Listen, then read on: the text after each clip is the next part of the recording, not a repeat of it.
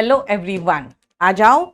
आज मैं आपको पूरा कंप्लीट स्ट्रैटेजी बताने जा रही हूं कि किस तरह से एग्जाम की तैयारी करोगे। कभी भी आप किसी भी रास्ते जाना हो तो पहले एक बार देखते हो ना गूगल से कि भाई टाइम कितना लगेगा, कौन सा शॉर्टकट रास्ता है, हम किधर से जल्दी पहुंच जाएंगे और किधर से ट्रैफिक जैम नहीं है। तो सेम हम लोग जब एग्जाम की तैयारी करना चाहते हैं तो सबसे पहले आप उसकी स्ट्रैटेजी बनाइए। और स्ट्रैटेजी ऐसी होनी चाहिए कि सबसे पहले आपको देखना चाहिए कि उसमें सबसे एक्सपीरियंस टीचर कौन है, सबसे बेस्ट रिजल्ट किसका आ रहा है और किसके नोट्स को टॉपर्स रिकमेंड कर रहे हैं। उसके अलावा किस तरह के क्वेश्चंस आते हैं, लेटेस्ट पैटर्न क्या है, क्या चेंजेस आया है, उसके स्कीम ऑफ एग्जाम कैसे हैं और क्या स्कीम ऑफ एग्जाम में जब चेंजेस आए हैं तो क्वेश्चन के पैटर्न अलग हो गए हैं क्या, वेंडर्स कौन थे पहले, उस समय कैसे एग्जाम के लेवल होते थे, वेंडर्स चेंज हुआ तो एग्जाम के लेवल में क्या चेंज आया, इसीलिए अगर वेंडर्स क्या चेंज हो जाएंगे फिर से तो क्या एग्जाम के लेवल फिर से चेंज होंगे क्या। तो ये सब चीजें आप जब पूरे कंप्लीट इवैल्यूएशन कर लेते हो तो किसी एग्जाम की तैयारी करते हो। नमस्कार, मैं हूं नीतू सिंह और आज मैं केडी लाइव के तरफ से आपको सब कुछ डिटेल में बताने आई हूं। ये जो चैनल है वो है इंग्लिश बाय नीतू मैम और इसमें सिर्फ इंग्लिश की बातें होती है। तो आज मैं सिर्फ और सिर्फ इंग्लिश की बातें करूंगी। इसके अलावा मैं आपको बता दूंगी कि केडी लाइव में हम तैयारी कैसे करवाते हैं। आज सबसे पहले कुछ लोग पूछेंगे कि मैम हमने तो एग्जाम के लिए लिया है आपका कोर्स, या मैं आपका कोर्स एग्जाम के लिए लेना चाहता हूं सो एंड सो एग्जाम के लिए। मैं आपको सबसे पहले बता दूं जो पीछे दिया हुआ है उसमें दिया हुआ है सीजीएल, लेकिन अगर आपको मैं यहां इस लेवल की तैयारी करा दूं तो आपके सारे एग्जाम्स की तैयारी हो जाएगी। मैं ऑब्जेक्टिव एग्जाम्स की तैयारी जब करवाती हूं तो मेरा आइडिया होता है कि एसएससी के चाहे जितने भी एग्जाम्स हो, चाहे वो सीएचएसएल हो, सीजीएल हो, सबसे नीचे जो एग्जाम है जीडी और एमटीएस का वो हो, सीपीयू का हो जिसके अंतर्गत आप दिल्ली पुलिस सब इंस्पेक्टर बनते हो, या स्टेनोग्राफर हो जिसमें आपको शॉर्ट हैंड आना चाहिए। सारे जितने एग्जाम्स है सब एग्जाम्स की तैयारी आराम से हो जाएगी अगर आप सीजीएल की तैयारी करोगे जो ग्रेजुएशन लेवल के एग्जाम होते हैं। अगर आप 10th पास हो तब भी आपके लिए कुछ एग्जाम्स अवेलेबल है, 12th हो तो कुछ ज़्यादा अवेलेबल है, लेकिन अगर ग्रेजुएट हो आप तो हर तरह के एग्जाम्स दे सकते हैं। इसीलिए याद रखना, जब आप कोई भी एग्जाम की तैयारी करते हो तो आप ये मत सोचो कि मैं 12th का हूं, अभी 12th पास किया मैंने तो मैं सीएचएसएल का तैयारी करूंगा। उसका रीजन क्या है कि जो सीजीएल की तैयारी यानी ग्रेजुएशन लेवल की तैयारी कर रहे हैं, जब उनकी नौकरी नहीं लगती है या फिर वो जब लगता है उनको कि मैं तैयारी कर रहा हूं तो क्यों ना मैं सीएचएसएल भी दे दूं, क्यों ना मैं एमटीएस भी दे दूं। और कुछ लोग होते हैं जब तैयारी कर लेते हैं उसके बाद वो हर तरह के एग्जाम देते हैं क्योंकि सबसे पहले उन्हें एक सरकारी नौकरी की जरूरत होती है।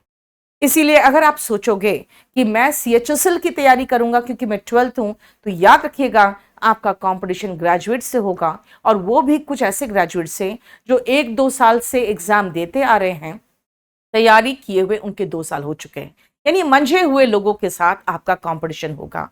किसी भी सरकारी नौकरी के लिए कट थ्रोट कंपटीशन होता है जिसके बारे में आपको जानकारी होनी चाहिए और तैयारी भी होनी चाहिए।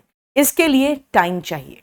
बहुत हड़बड़ी में जो लोग होते हैं कि नहीं हमें बहुत जल्दी करना है, मेरे पास समय नहीं है, तो आप सीधा स्ट्रेट अवे जाके जो रिकॉर्डेड कोर्स होते हैं जिनको हम वीडियो यानी वीओडी कोर्स भी कहते हैं, जब वीडियो ऑन डिमांड हम आपको पूरा पूरा कंप्लीट एक साथ उठा के दे देते हैं ताकि आप अपने स्पीड में और अपने जितने भी क्लासेस आप चाहो एक दिन में देख सकते हो।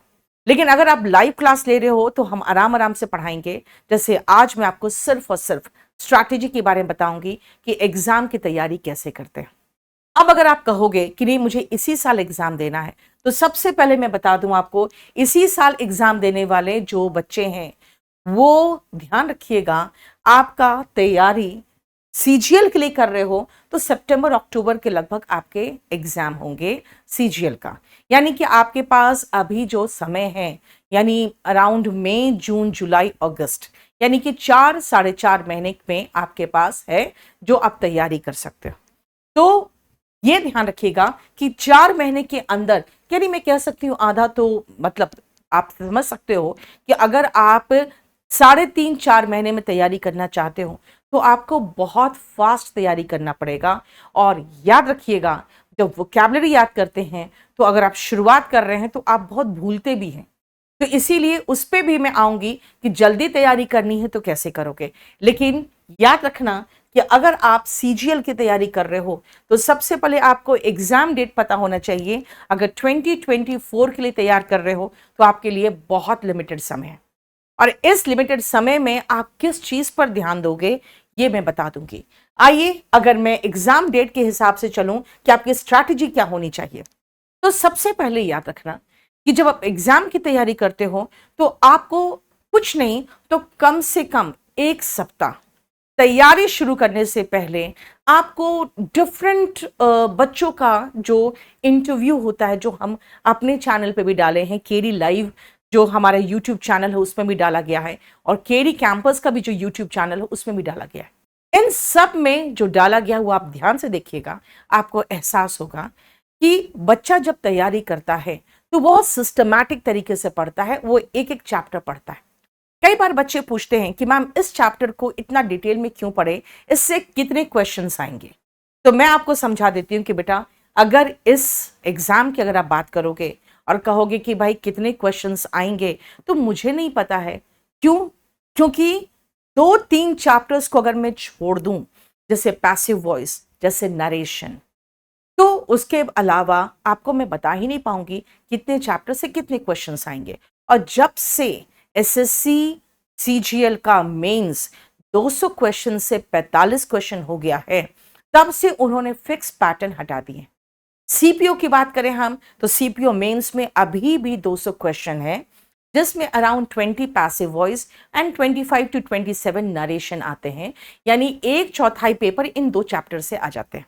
लेकिन अगर आप सीजीएल की बात करोगे मेंस में, तो अब उनका कोई ऐसा फिक्स्ड पैटर्न नहीं है, लेकिन हाँ जरूर है इन 2 चैप्टर से क्वेश्चंस आते ही आते हैं। अगर आप डिटेक्टिंग एरर की बात करोगे तो पूरे ऑल ओवर ग्रामर से मिला के डिटेक्टिंग एरर आता है। सेंटेंस इंप्रूवमेंट की बात करेंगे तो भी पूरा ग्रामर से मिला के आता है। अब आप कहोगे डिटेक्टिंग एरर क्या है और सेंटेंस इंप्रूवमेंट क्या है। जैसे मैं आपको एक छोटा सा एग्जाम्पल देती हूं, आई हैव कम yesterday। यहां पे आई हैव कम में हैव कम गलत है, क्योंकि yesterday के साथ सेकेंड फॉर्म ऑफ वर्ब आता है, तो मुझे वहीं पर मैं सीधा एरर मार्क कर दूंगी, हैव कम में गलती। अब आती हूं सेंटेंस इंप्रूवमेंट। हैव कम को अंडरलाइन कर देगा और पूछेगा आई हैड कम yesterday सही है, उसके जगह पे केम देगा। हैव कम के जगह पे एक में हैड कम होगा, एक में केम होगा। अगर आप एरर ढूंढ भी लिए तो कई बच्चे हैड कम मार्क कर देते हैं, जो गलत होता है। पास्ट टाइम के साथ हम वर्ब का सेकेंड फॉर्म लगाते हैं, इसलिए यहां पे केम होगा। सेंटेंस इंप्रूवमेंट में आपको सिर्फ एरर ही नहीं निकालना है, बल्कि उसको करेक्शन भी करना है। ये करेक्ट कौन सा वहां जाएगा वो भी बताना है। तो आप याद रखना कि डिटेक्टिंग एरर और सेंटेंस इंप्रूवमेंट ये दोनों ग्रामर बेस्ड ही है। और ये जब ग्रामर बेस्ड की आप बात करते हो तो पूरा पूरा ग्रामर पढ़ना पड़ता है। लेकिन ग्रामर बेस्ड पे 2 और चैप्टर है, पैसिव वॉइस एंड नरेशन। ये 2 चैप्टर से हमारे 45-47 क्वेश्चन तैयार हो जाते हैं सीपीओ मेंस के लिए, जो पहले सीजीएल में भी हो जाता था, लेकिन जब पैटर्न चेंज किया तो सीधा 200 क्वेश्चन को घटा के कर दिया उन्होंने 45। लेकिन प्रॉब्लम यह है कि 45 क्वेश्चन को भी अब पहले 1 मार्क का एक था, अब 3 मार्क्स के एक हो गए, यानी वैल्यू अभी 135 है। अब कहोगे मैम अगर हम सीएचएसएल का देना चाहते हैं तो आपको कोई फर्क नहीं पड़ेगा, क्योंकि वो 45 क्वेश्चन सिर्फ हो जाएंगे 40 क्वेश्चन और कोई डिफरेंस नहीं होगा। इसीलिए अगर आप सोचोगे कि मैम लेवल कम होना चाहिए क्योंकि हम तो 12th पास है, आपका लेवल बिल्कुल सेम रहेगा। आप 10th पास हो, एमटीएस का एग्जाम देना चाहते हो, तब भी लेवल सेम रहेगा। इसीलिए याद रखिएगा कि एक सरकारी नौकरी चाहे एमटीएस के लेवल का हो, सीएचएसएल का हो या सीजीएल का हो, सभी सरकारी नौकरी के लिए बच्चे स्टूडेंट्स जो है इंडियंस लालायित रहते हैं। क्योंकि आपने खुद देखा होगा कि अगर ग्रुप डी की भी नौकरी होती है उसके लिए भी हजारों हजार फॉर्म, मैं तो कहूंगी लाखों फॉर्म्स भरे जाते हैं। इसीलिए कोई भी नौकरी छोटी नहीं है अगर सरकारी है तो। इसीलिए आप अगर सीजीएल की तैयारी करोगे तो सभी के लिए तैयार हो जाओगे। फिर आप कहोगे मैम हम सीडीएस देना है, मुझे एनडीए देना है। सीडीएस और एनडीए कंडक्ट करती है यूपीएससी। यूपीएससी हर साल थोड़ा बहुत चेंज करती रहती है। वो एसएससी की तरह एक फिक्स पैटर्न पे क्वेश्चंस नहीं देती है, वो थोड़ा सा वैरायटी करना चाहती है। इस बार वैरायटी करने के चक्कर में सीडीएस में उन्होंने फ्रेंच वोकैबुलरी डाल दिया जबकि इंग्लिश का पेपर था। तो और फिर वो कहेंगे नहीं इंग्लिश के पेपर में हमने फ्रेंच वोकैब वो दिया है जो जनरल यूज होता है, तो ऐसी बात नहीं है। 50% ऑफ द फ्रेंच वोकैब तो जनरल यूज के थे, लेकिन कुछ तो एंटायरली फ्रेंच वोकैब ही थे। तो इसीलिए मैं ये आपको सजेस्ट करूंगी कि अगर आप प्रिपेयर कर रहे हो सीडीएस का तो आप पूरा कंप्लीट मेरे से पढ़ो और साथ ही साथ क्वेश्चन पेपर्स लगाते रहो, ये अच्छी बात रहेगी आपके लिए। अगर आप कहोगे मैम एनडीए, तो बेटा एनडीए आपको एग्जाम जो है ऑफिसर्स बनाता है, इसीलिए आप उसको कम करके नहीं आंक सकते हो कि भाई हम तो सिर्फ 12th पास करके एनडीए देने आए हैं।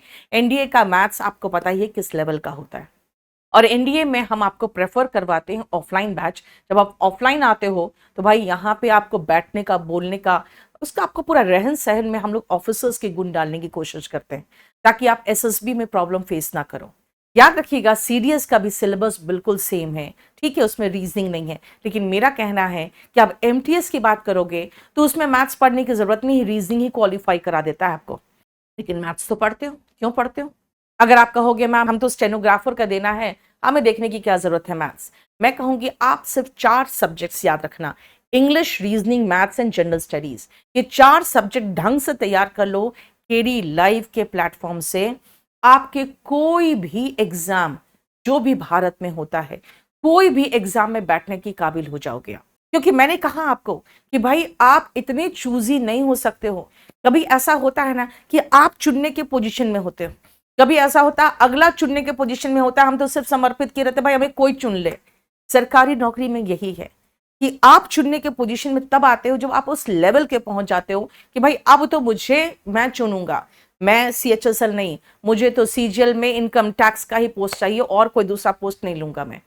तो उस लेवल में आने के लिए आपके पास टाइम है। अभी अभी तुरंत जो शुरुआत करने वाले होते हैं वो इस लेवल पे नहीं होते। जैसे इस बार सीपीओ में एक स्टूडेंट ने मुझे कहा कि मैम मैंने सिर्फ एक ही चॉइस कहा था, अब वो था दिल्ली पुलिस एसआई। अदरवाइज मैं अपने जॉब में खुश हूँ सीजीएल में, ठीक है, साउथ इंडिया में हूँ, डजेंट मैटर, लेकिन मैं खुश हूँ। मेरे पास यही था कि अगर मैं दिल्ली पुलिस लगूंगा तभी सीपीओ चुनूंगा, अदरवाइज मैं खुश हूँ। तो बेटा उस लेवल तक आने में आपका टाइम है अभी, क्योंकि आप अभी शुरुआत कर रहे हो। तो याद रखिएगा कि आप सबसे पहले 1 सप्ताह तक सिलेबस देखिए, ये देखिए कि भाई क्वेश्चन पेपर में पेपर कैसा आता है। क्या अगर हम क्वेश्चन पेपर देख रहे हैं, क्या इसमें जो मैथ्स के सवाल है मुझसे बन रहे हैं?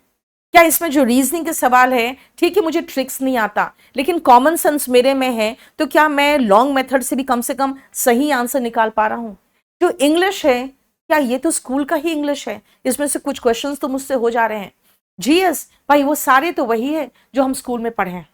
तो अगर आप वो पेपर को कम से कम, मैं कहूंगी कि 10 से 12 पेपर देखो, आपको कॉन्फिडेंस आ जाएगा कि अरे यार ये सब चीजें तो वही है जो मैंने स्कूल में पढ़े। अब आती हूं मैं कि ये सब चीजें एहसास इंग्लिश मीडियम वालों को जल्दी होता है, या फिर उनको जल्दी होता है जिनके गांव में या जिनके शहर में जो सरकारी स्कूल है उन्होंने भी बहुत ईमानदारी से पढ़ाया है। उनको बहुत जल्दी ये पेपर देख के समझ में आता है यार ये तो मैं कर सकता।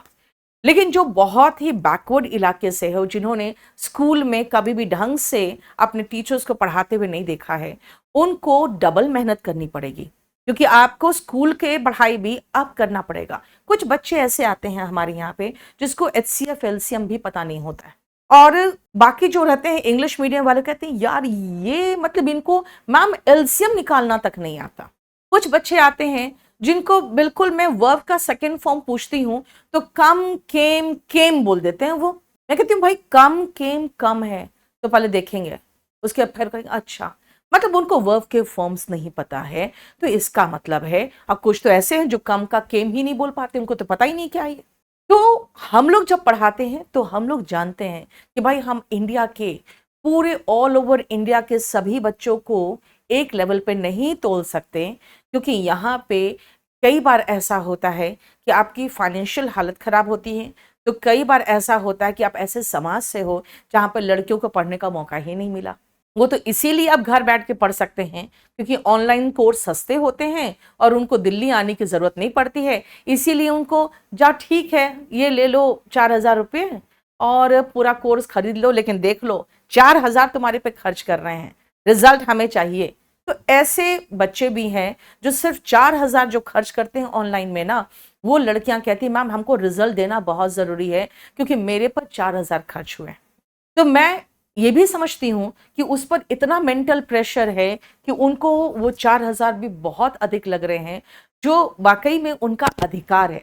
एनीवे, हमारा काम है कि हम ईमानदारी से आपको पढ़ाएं ताकि आप जब हमारे क्लासेस को अपने पेरेंट्स के साथ भी बैठ के देखें तो उनको भी लगे कि हाँ कुछ तो सीखा है मेरे बेटे ने या मेरी बेटी ने, और पढ़ा तो अच्छा रहे हैं ये टीचर्स। तो हम यहाँ पे बड़े ईमानदारी से आपको पढ़ाएंगे और प्रॉपर तरीके से गाइड करेंगे। अब आइए, जो मैंने आपको कहा कि आपको सिलेबस पता होना चाहिए। बेटा जब आप सिलेबस की बात करते हो ना, तो याद रखना सबसे पहले मैंने आपको क्या कहा कि कम से कम 8 से 10 टेस्ट पेपर सीजीएल के, सीएचएसएल छोड़ो बेटा, सीजीएल के, अगर मैं कहूं 8 से 10 टेस्ट पेपर सीजीएल के देखिए, आपको महसूस होगा कि भाई इंटेलिजेंस जो है, जनरल इंटेलिजेंस, उसके कुछ सवालों को, जैसे मैं कह सकती हूं, ये कहोगे जैसे क्लॉक का, कैलेंडर का, है ना, उसके बाद कुछ होंगे सीरीज के क्वेश्चन, उसमें ज्यादा अटकोगे। बाकी जो होंगे ना बेटा वो आप कर लोगे, ऑलमोस्ट कर लोगे। जनरल अवेयरनेस में पूरा history, geography, polity, economics, science, current, books, sports, dates, ये सब कुछ पे क्वेश्चन मिक्स्ड रहता है, तो इसीलिए इसमें थोड़ा सा मुश्किल होता है। ठीक है, नेक्स्ट सुनो, मैथ्स बेटा 10th लेवल तक का ही मैथ्स है और इंग्लिश 10th लेवल तक का ही इंग्लिश है। लेकिन बच्चे क्या होते हैं, कहते हैं मैम 10th लेवल तक का है लेकिन इतना कम समय रहता है। बेटा वही तो हम सिखाएंगे। मैथ्स के क्वेश्चंस आप मुझे दे दो, मैं आराम से कर लूंगी सारे मैथ्स के क्वेश्चंस। मैं 100 मानूंगी, x मानूंगी, और मैं आराम से, क्योंकि जब आप अच्छे स्कूल से पढ़े होते हो तो आपका बेसिक एजुकेशन इतना रहता है कि आप अच्छे से उसको सिस्टमैटिक तरीके से सॉल्व करके स्टेप बाय स्टेप कंसेप्चुअली आप आंसर तक पहुंच जाते हो। लेकिन बेटा यहाँ तो समय का खेल है। यहाँ पे मैथ्स के टीचर आपको ऐसे पढ़ाएंगे जो एकदम ट्रिक से, और ट्रिक भी ऐसा नहीं कि उठा के कहीं से भी कोई ट्रिक दे दिए, कंसेप्चुअली आपको पढ़ाएंगे और आपके कॉन्सेप्ट्स को इतना क्लियर करेंगे कि आप अगर पेन भी नहीं उठाओगे तो भी आप आंसर पे पहुंच जाओगे। राइट। अगर मैं इंग्लिश की बात करूं तो इंग्लिश में आपको कंप्लीट ग्रामर इतना घोल के पिला दूंगी कि आप कोई भी एग्जाम में ग्रामर में तो कोई प्रॉब्लम ही नहीं होगा। अगर मैं वोकैबुलरी की बात करूं आपकी, तो वोकैबुलरी अभी तक जितना कराया है सब मैं आपको रिकॉर्डेड दूंगी। आप कहोगे मैम हम रिकॉर्डेड के तो पैसे नहीं दे रहे, हम तो लाइव के क्लास के पैसे दे रहे हैं। ग्रामर आपका पूरा लाइव होगा।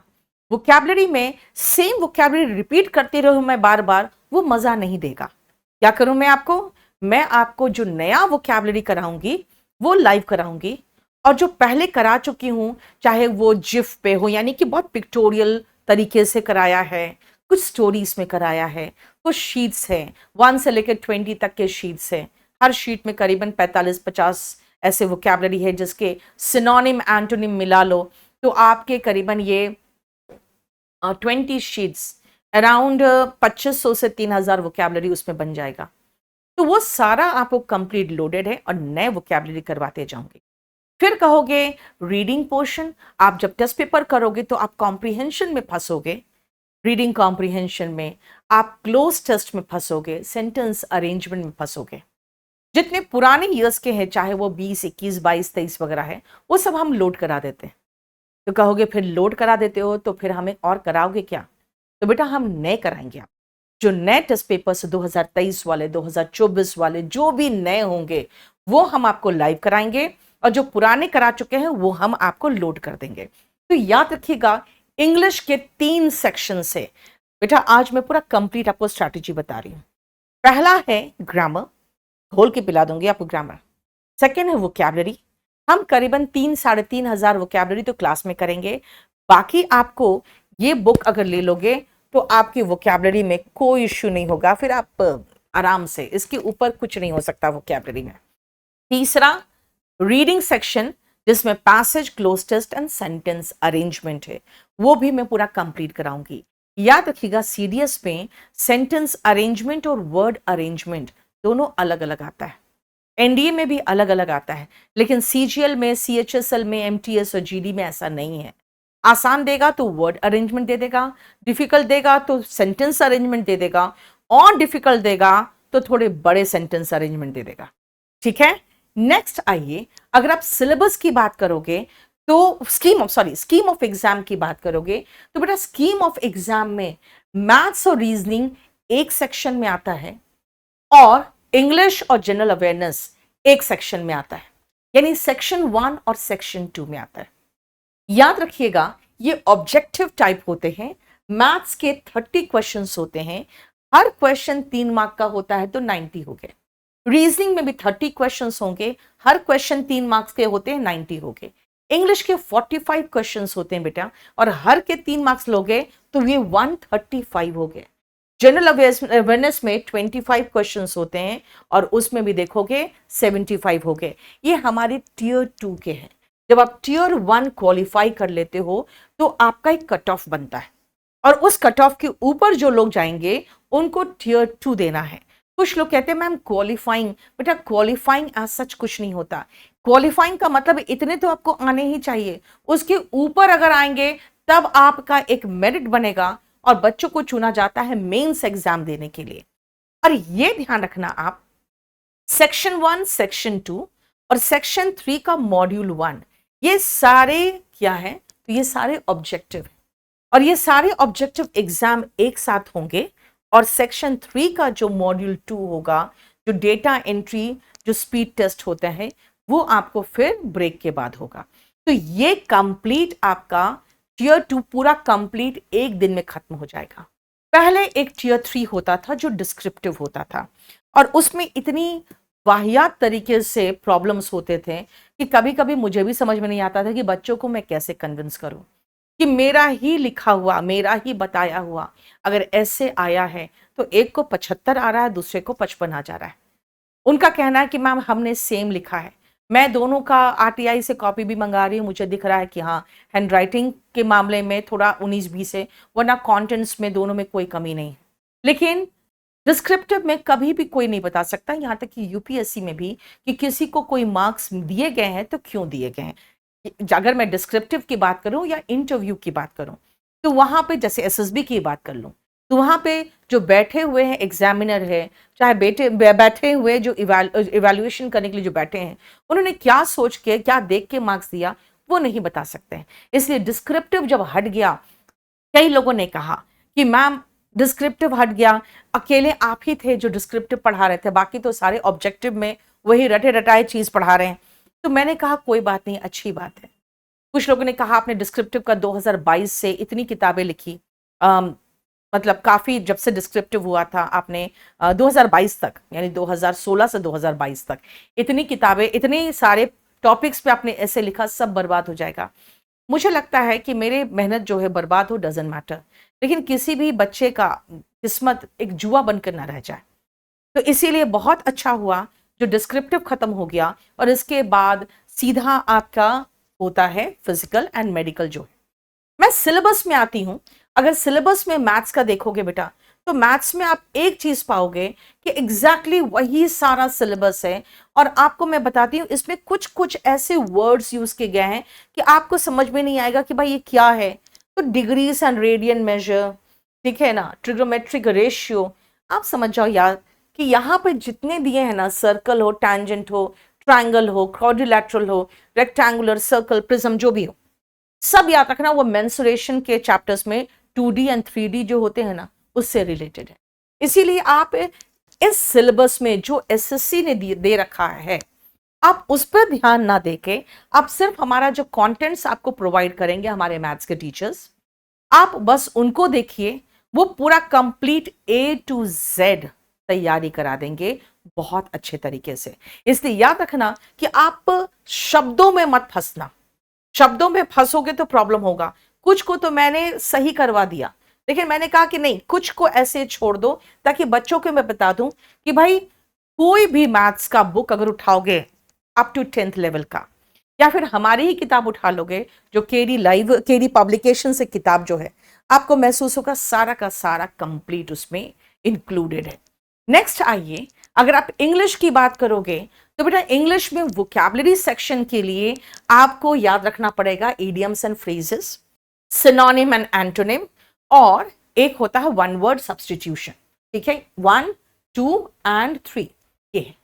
अगर आप देखोगे तो स्पेलिंग्स भी उसी में आ गए, वोकैब में भी आ गया, वोकैब में ही आ गया।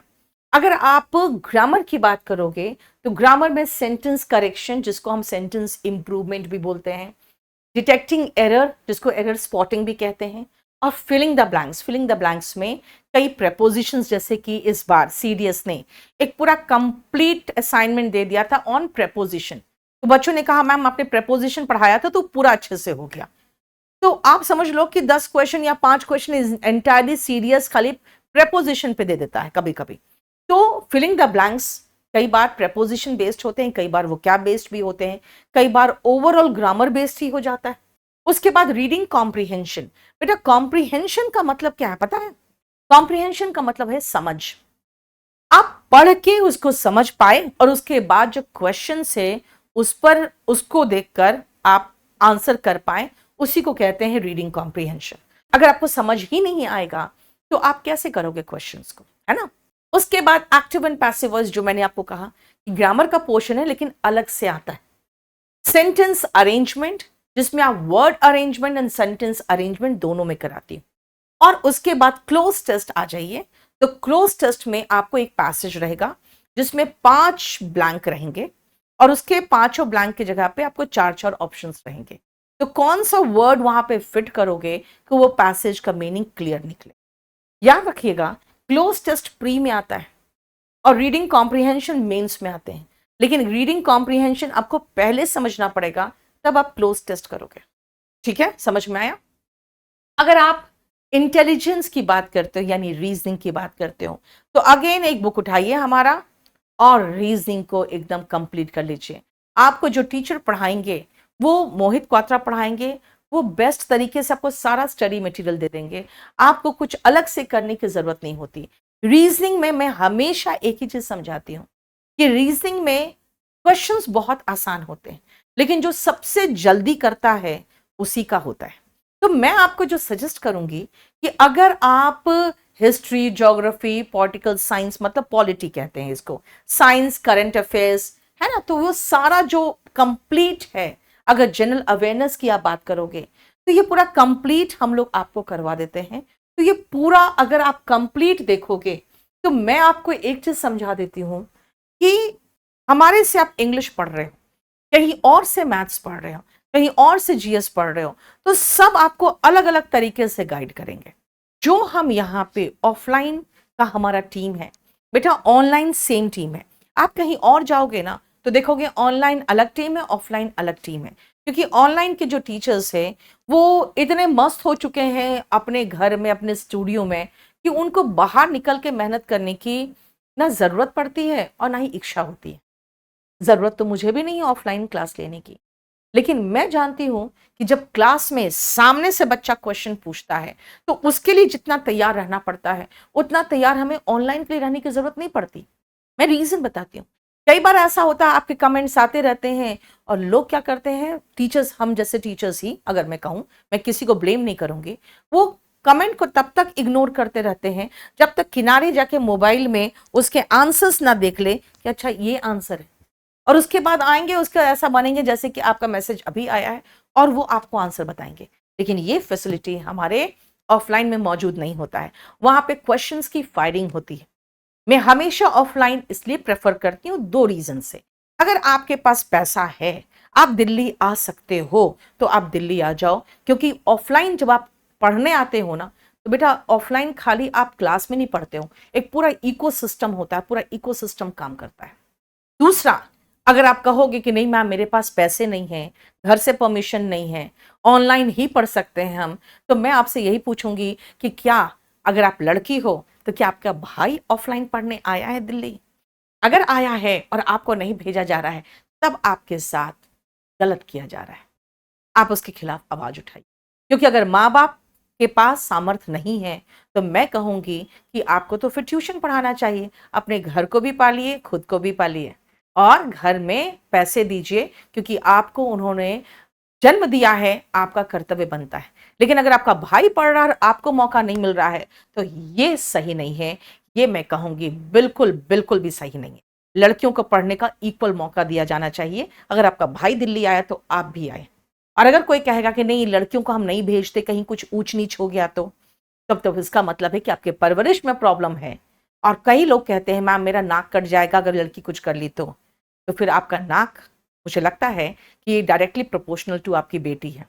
ठीक है ना, कि आपकी बेटी ने ही ये ठेका रखा है कि आपका नाक ना कटे, चाहे बेटा यहाँ आके कुछ भी कर जाए, आपको कोई फर्क नहीं पड़ता। तो ये दोहरी मानसिकता मुझे पसंद नहीं है। हाँ, कुछ लोग कहते हैं कि मैम मैं दिल्ली नहीं आ सकता क्योंकि मेरा पॉकेट अलाउ नहीं करता। मोस्ट वेलकम, आप ऑनलाइन पढ़िए। ऑनलाइन में भी हम उतने ही मेहनत करते हैं, उतना ही कॉन्टेंट्स देते हैं और उतना ही ज्यादा एफर्ट डालते हैं जितना कि हम ऑफलाइन में डालते हैं। ऑफलाइन में इसलिए कह रही थी क्योंकि ऑफलाइन में हम लोग जब पढ़ाते हैं सामने, तो बच्चा जब क्वेश्चन पूछता है तो हम टीचर्स भी जानते हैं कि बच्चों से कैसे इंटरेक्ट करना है, कैसे उनको समझाना है, कैसे उनका कंसिस्टेंट मेहनत करने का उनको आइडिया बताना है और उनकी रेगुलरिटी कैसे बनानी है। अगर वो रेगुलर वो बच्चा अराउंड 8 to 9 मंथ्स क्लास में पढ़ लिया और फेयरवेल वाले दिन तक आ गया, इसका मतलब है उसको सफल होने से कोई नहीं रोक सकता। क्योंकि कोई भी एग्जाम का सफलता का सिर्फ एक मूल मंत्र है और वो है कंसिस्टेंसी, मेहनत, रेगुलर। ये नहीं कि ठीक है यार अभी दिवाली आ रहा है 15-20 दिन बाद पढ़ेंगे, अभी चलो घर चलते हैं बहुत माँ की याद आ रही है। ऐसा नहीं है। जिस दिन घर गया तो उसका फिर क्लासेस मिस हो जाता है, फिर वो आके इधर उधर बुखला भी सकता है कि भाई अब कहाँ से शुरू करें। तो इसीलिए बच्चे जब शुरुआत करते हैं तो रेगुलर पूरा कंप्लीट करने के बाद जाते हैं। हाँ ठीक है, दिवाली होली के समय हम खुद ही 1 सप्ताह की छुट्टी कर देते हैं कि बच्चे घर घूम आए। याद रखना आप कि आप जब ऑफलाइन की तैयारी करते हो तो एक पूरा इकोसिस्टम काम करता है। अगर आपका पॉकेट अलाउ नहीं करता तो अब ऑनलाइन केडी लाइव से सारे सब्जेक्ट्स एक साथ ले लो। मैं गारंटी लेती हूं कि अगर कोई टीचर आपको नहीं ठीक से पढ़ाएगा तो मैं अपनी जिम्मेदारी पे आपको वापस करवाऊंगी फीस।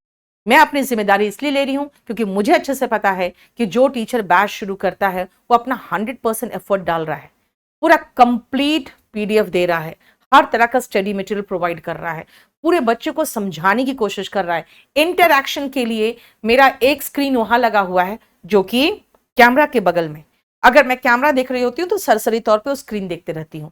हाँ, कोई अगर क्वेश्चन पूछ रहा होता है तो मैं बिल्कुल ध्यान से पढ़ती हूँ उसका पूरा क्वेश्चन यहाँ से स्क्रीन से और फिर उसको जवाब देती हूँ। तो हम लोग बेटा अपने तरफ से पूरे एफर्ट डालते हैं। हम लोग यहाँ पे जब ऑफलाइन क्लास लेते हैं तो हमें पता होता है कि हमें किस तरह से बच्चों को तैयार करना है। नेक्स्ट सुनिए, अगर आप कट ऑफ की बात करोगे तो बेटा कट ऑफ बढ़ता जाता है, डिपेंड करता है कि वैकेंसीज कितनी। अगर वैकेंसी कम है तो कट ऑफ बढ़ेगा, वैकेंसी ज्यादा है तो कट ऑफ कम होगा। याद रखिएगा, ये कट ऑफ हमेशा जो आता है, जो अनरिजर्व कैटेगरी वाले बच्चे होते हैं उनका सबसे अधिक होता है। और अगर आप अनरिजर्व के हो और अगर आप ईडब्ल्यूएस के सर्टिफिकेट बना सकते हो, जेन्युइन सर्टिफिकेट, फर्जी नहीं है, ध्यान रखना। कुछ अनरिजर्व वाले इतने मस्त होते हैं जिंदगी में, उनको पता ही नहीं होता है कि ईडब्ल्यूएस का इकोनॉमिकली वीकर सेक्शन का कुछ बनता है। तो अगर उनका बन सकता है तो वो अपना सर्टिफिकेट जरूर बनाए, क्योंकि आप खुद मार्क करोगे कि यूआर से काफी कम अनरिजर्व्ड से काफी कम ईडब्ल्यूएस के होते हैं। ओबीसी वाले को थोड़ा फैसिलिटी है अच्छा।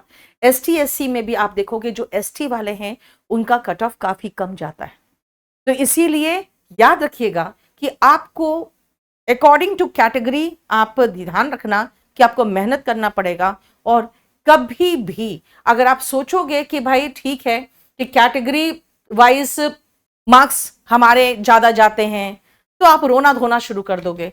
बेटा एक चीज जान लेना, आप सिस्टम को चेंज नहीं कर सकते हो, आपको अपने अनुसार सिस्टम चेंज नहीं कर पाओगे, आपको सिस्टम के अनुसार खुद को चेंज करना है। इसलिए अगर आप अनरिजर्व कैटेगरी के हो, आपको बहुत बहुत अधिक मेहनत करनी पड़ेगी। थोड़ा सा आप फैसिलिटी ले सकते हो अगर आप इकोनॉमिकली वीकर सेक्शन में आते हो। ओबीसी वाले थोड़ा और रिलैक्स रहते हैं, लेकिन कभी कभी ईडब्ल्यूएस का जो कट ऑफ है वो ओबीसी से नीचे चला जाता है। एसटी एससी ऐसे भी बहुत सालों से प्रताड़ित वर्ग है, इसलिए उनके कट ऑफ जो होते हैं नीचे जाते हैं, एसटी के तो और नीचे जाते हैं। लेकिन this is a part and parcel of your system, इसीलिए आप ये नहीं कह सकते हो भाई सिस्टम चेंज होगा क्या होगा, तब तक शायद आप और हम जिंदा भी ना रहे जब तक सिस्टम चेंज होगा। इसीलिए आप अपने आप को चेंज कर लो। एंड वन थिंग मोर, कुछ बहुत बड़े लोग यहां बैठे हुए हैं हमारे सो कॉल यूट्यूब पे, जो खुद नहीं पढ़े हुए हैं, लेकिन पढ़े लिखो को वो जरूर किसी न किसी तरह का भाषण और प्रवचन देते रहते हैं। और ऐसे पढ़े लिखे अनपढ़, जो कहते हैं अनपढ़ लोग से पढ़े लिखे लोग जब सलाह लेते हैं ना, तो उनको लगता है हमारा सारा सिस्टम गड़बड़ है, सारे कोचिंग वाले मूर्ख बना रहे हैं, पूरी दुनिया हमें मूर्ख बना रही है, और हमारा पूरा भविष्य यूट्यूब में वीडियो बनाना, कच्चा बादाम पे नाचना, और यही सब से हम कमा लेंगे। बेटा याद रखिएगा, आप कई ऐसे चैनल्स भी देखोगे जो मिलियंस के चैनल्स होने के बाद वो चैनल्स ऐसे डेड हो गए कि वहां पे व्यूज नहीं आते। अब कुछ लोग ऐसे भी थे जो अपने बिजनेस स्ट्रैटेजी पे बात नहीं करके प्रवचन दे रहे थे, बाद में उनका बिजनेस स्ट्रैटेजी पता चला कि कुछ नहीं था, जस्ट बबल था, फूट गया, खत्म हो गया। कुछ लोग रातों रात हीरो बनना चाहते हैं, जो रातों रात हीरो बनते हैं वो रातों रात खत्म भी होते हैं। जैसे आप रानू मंडल में देखो, या फिर बाबा का ढाबा के व्यक्ति को देख लो, है ना, वो उसके बाबा जी को, वो बिल्कुल बर्बाद हो गए। ठीक है, रानू मंडल भी जहां से आई थी वहीं पहुंच गई। तो ये लोग रातों रात कामयाब हुए थे। अगर आपको कामयाबी मिलने में टाइम लगता है तो बहुत अच्छी बात है, क्योंकि जब टाइम लगेगा तो जो मेहनत है ना, वो उसका फल आएगा और ठोस आएगा।